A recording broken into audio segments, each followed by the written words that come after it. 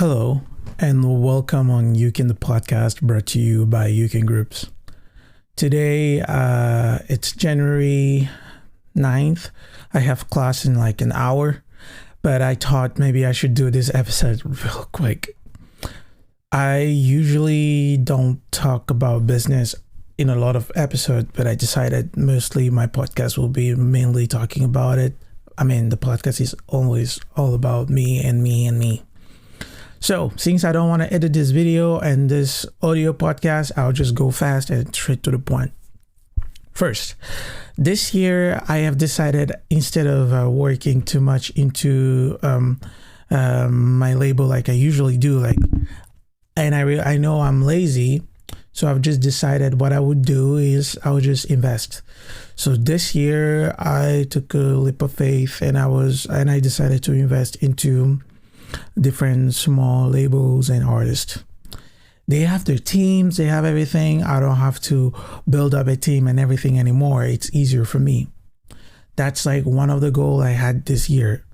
And I just realized that it's now that people around realize what I'm doing, because I've been doing this for a while. I've been saying this for a while, but not enough. And people around have not really realized that this is my end game. My end game is to be a major label. That's my end game. It's a goal. It's really a high goal. It's an attainable goal. I know it's attainable because I know I can do it. And my mom always told me, whatever I put my mind up to, I can reach it. Like everything I want to do, I can do it. The moment I want to do it, I'll do it. I'll make it happen. I'll always figure out a way to make it happen. And it's this year that everyone's realizing that, dude, aren't you trying to become a major right now? Because they're like, you started distribution. This year I'm working on publishing. I am setting up some multiple labels all around the world. I am signing some few artists, even though it's like I'm just signing for like a song, not even a contract, like signing the artist itself, investing in small labels and sub labels, owning, trying to own the media, trying to work with media, but mostly media in my country. Right now, I'm trying to come around with some small medias in France, hopefully in Canada. Hopefully, just hit me up. I'm looking for stuff. So that's like kind of the idea, like kind of the small idea that I was having, and like I was having a conversation with an artist, and he was like, "Dude, you're doing like a major right now." I'm like, "Yep, that's the end game. That's the plan." Becoming a major label. Major labels, they usually have like a lot of money. They're like owned by conglomerates. They own a lot of shit. Like it's they didn't start it from nowhere. They started from somewhere before becoming majors. So Sony didn't start it directly to investing in music. Sony mostly invested in like their stuff, their electronic stuff, the technology, and then they invested in music. Same thing with Universal. The company, the conglomerate that owns Universal, invests mostly in telecommunication, in media, and then they bought Universal. Warner, we all know Warner Brothers. Same thing, same deal. So it's kind of, it's kind of that. So I was like, maybe this is something I could do. And I was trying to go by the strategy. And then it took me a few times, but I wanted to first build a strong label, first of all. A label that will be able to offer a lot of services, even though the services are kind of not that good yet, but still working towards the success. And it's working perfectly good in my home country in Cameroon, because I have like people, I have a team there. Abroad, I only have like a team of 1 or 2 people in each countries, and it doesn't really help, because like, let's say in Cameroon, for the distribution company, for the distribution service, it's like its own company. back home. It's like in Cameroon, it's like its own company. It's considered as its own company. It has its own COO. He has his own communication manager, whatever. They have like a team. They work on stuff and blah blah blah.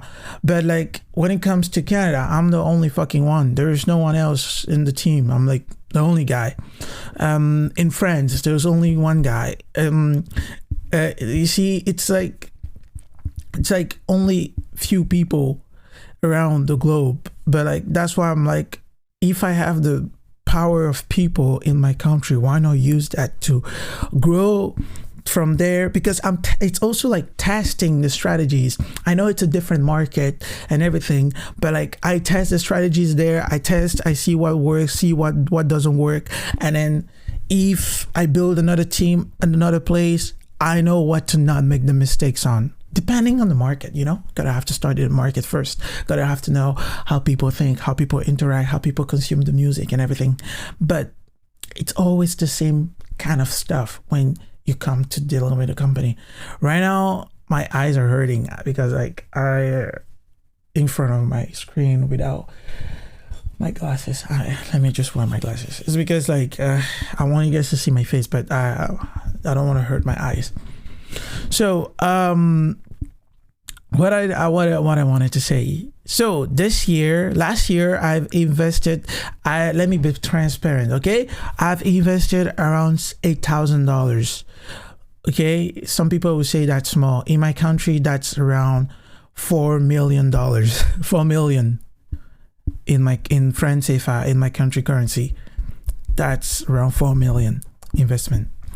Now, this year, and I realized last year I've invested that money in the wrong way, because this year I'm reinvesting the same amount of money, 8,000. It's going to 10,000 already. It keeps increasing, but 8,000 for now. Okay, for now 8,000. I don't even know how I'm gonna get that money, but 8,000 right now out of my pocket. Nothing, it's not like I have someone backing me up. It's like everything from my pocket. 8,000. But the difference is I'm not investing only in my artists. I'm investing in other businesses. So a part of the money, and there is one guy who wants to start like a business, build a business, a store, whatever. I was like, okay, I'll invest in that. There is different. First of all, artists came to me. They wanted me to invest in the music, but they wanted to invest as an artist. I'm giving them loans. It's like advance, but it's loans because I'm not giving to an artist. I'm not signing them. I am giving them loans, and I'm asking them to create labels. So they create sub-labels, they register the company because I'm giving them loans that is enough for them to create a company. It's like $1 million francs CFA each that I'm giving them. So it helps them to like, with that money, you can already like set up register, I guess, LLC in my country.